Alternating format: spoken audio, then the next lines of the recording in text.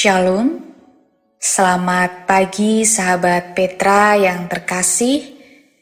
Sungguh berbahagia saat ini saya bisa kembali menyapa sahabat Petra semua, dimanapun sahabat Petra berada melalui embun pagi hari ini. Sahabat Petra yang terkasih dalam Kristus, sudahkah Anda mengasihi orang lain hari ini? Pada embun pagi hari ini, tanggal 4 Juni 2022, kita bersama akan membuka hari dengan sapaan Sabda Tuhan. Bersama saya, Pendeta Elizabeth Emilia Putri dari GKJ Rewulu.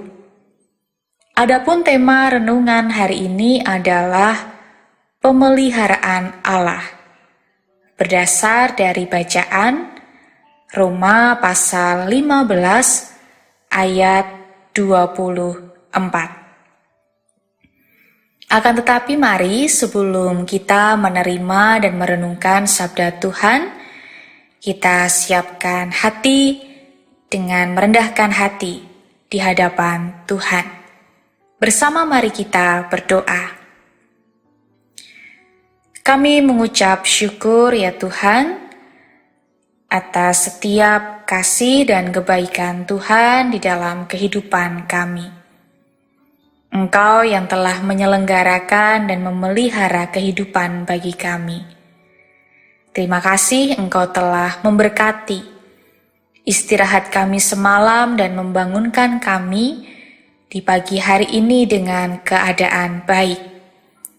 Kami pun mengucap syukur, Engkau tetap setia, merengkuh kami dengan kasih-Mu yang tidak pernah henti-hentinya kami rasakan. Pada saat ini ya Bapa, kami akan memulai hari kami dengan bersama-sama merendahkan hati untuk menerima firman Tuhan. Kiranya Roh Kudus menerangi hati kami, memampukan kami untuk mendengarkannya dengan baik, tetapi tidak hanya berhenti mendengar, namun juga mampu melakukannya di dalam kehidupan kami hari lepas hari. Hamba-Mu yang Engkau pilih untuk menyampaikan kebenaran firman Tuhan pada saat ini dengan segala keterbatasan dan ketidaklayakannya, Tuhan sendirilah yang menolong dan memampukan. Sungguh Tuhan, kami siap menerima, mendengar, dan melakukan firman Tuhan. Di dalam nama Tuhan Yesus Kristus, kami berdoa. Amin. Roma pasal 15 ayat 24.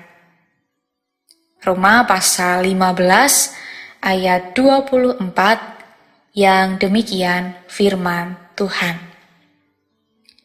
Aku harap dalam perjalananku ke Spanyol, aku dapat singgah di tempatmu dan bertemu dengan kamu, sehingga kamu dapat mengantarkan aku ke sana, setelah aku seketika menikmati pertemuan dengan kamu.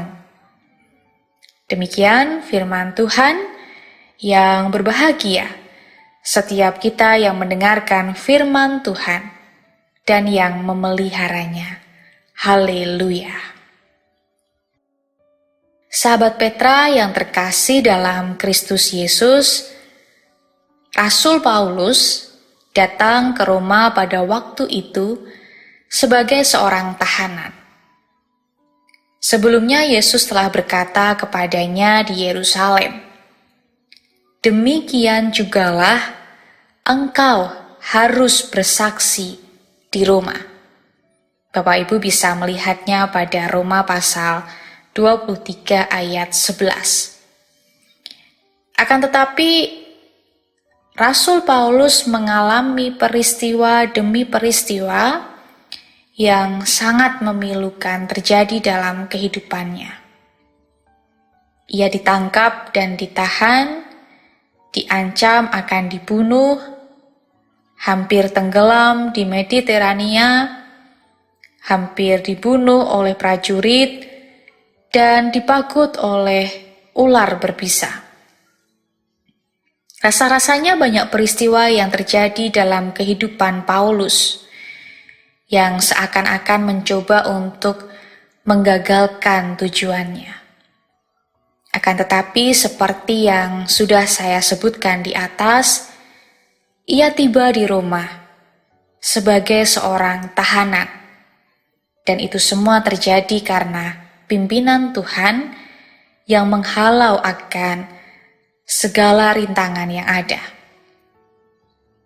Akan tetapi yang menjadi persoalan adalah dengan kondisi Rasul Paulus sebagai tahanan, bagaimanakah mungkin ia mampu menjadi saksi atau bersaksi di Roma? Artinya bersaksi di hadapan kaisar. Tentu hal itu tidak mungkin terjadi kecuali ia datang di Roma untuk bersaksi dalam sebuah persidangan. Akan tetapi saudara yang terkasih, pada kenyataannya, penahanan Paulus justru memuliakan kesaksiannya. Ia mewariskan generasi 3 surat utama dari penjara Filipi, Efesus, dan Kolose. Paulus menulis surat ini untuk mempersiapkan jalan bagi pelayanannya di Roma, serta rencana pelayanan ke Spanyol. Tujuannya adalah yang pertama,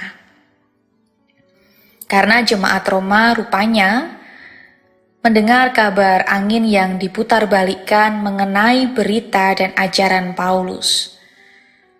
Dan Paulus merasa perlu untuk menulis Injil yang telah diberitakannya selama 25 tahun. Dan yang kedua, ia berusaha untuk memperbaiki beberapa persoalan yang terjadi di dalam gereja karena sikap orang Yahudi terhadap mereka yang bukan Yahudi, dan orang bukan Yahudi terhadap orang Yahudi. Dalam suratnya ini, Paulus juga menekankan bahwa kehidupan yang diubah dalam Kristus mengakibatkan penerapan kebenaran dan kasih pada semua bidang kelakuan, baik sosial, sipil, dan moral.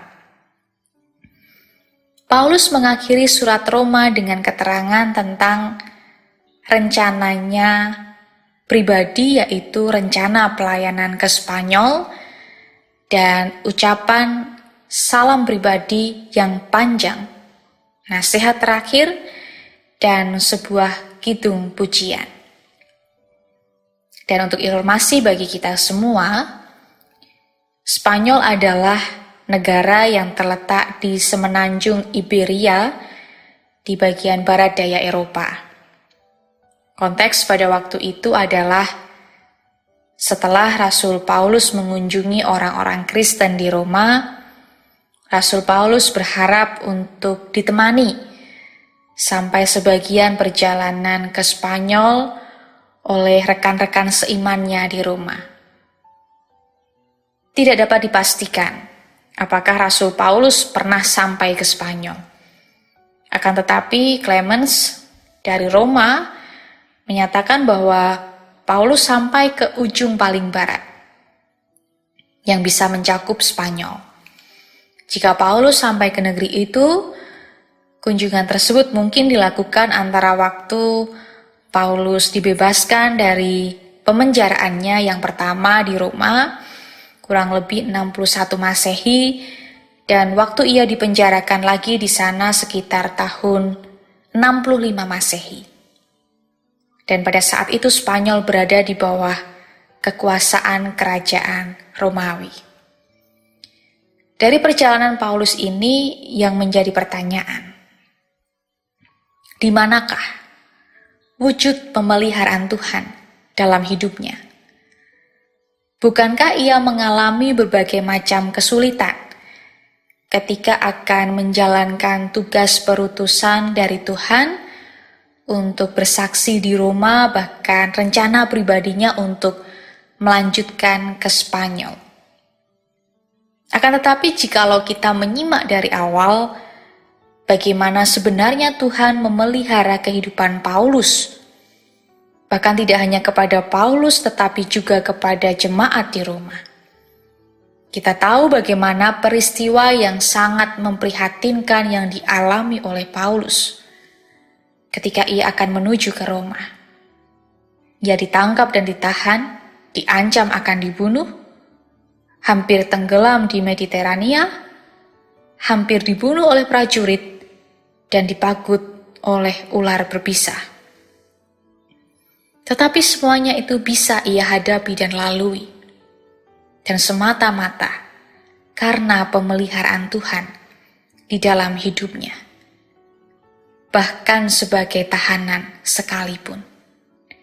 Tetapi kondisi keterbatasannya ini tidak menjadikan ia surut dalam bersaksi. Malahan melalui suratnya itu, ia mampu bersaksi kepada banyak jemaat, salah satunya di Roma, supaya mereka menjadi umat yang mampu menjadi berkat bagi sesama dan hidup berdasarkan kehendak dan iman kepada Kristus. Kehadiran Paulus juga beserta dengan suratnya kepada jemaat di Roma ini, bukankah juga wujud pemeliharaan Tuhan bagi jemaat di Roma? Supaya hidup mereka ini diperbaharui dalam kebaikan dan kebenaran. Bahkan Paulus pun berharap mereka mau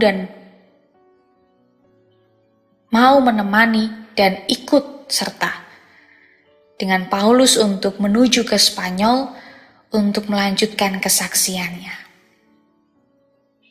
Sahabat Petra yang terkasih, rasa-rasanya tidak ada hal lagi yang perlu dipertanyakan kembali bagian manakah wujud pemeliharaan Tuhan dalam hidup Paulus dan jemaat di Roma.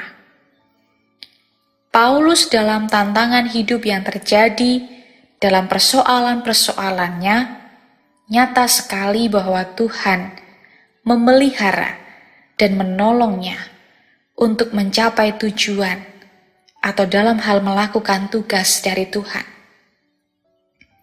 Dan yang kedua, Tuhan juga memulihkan kehidupan jemaat di Roma melalui kehadiran dan surat Paulus kepada mereka.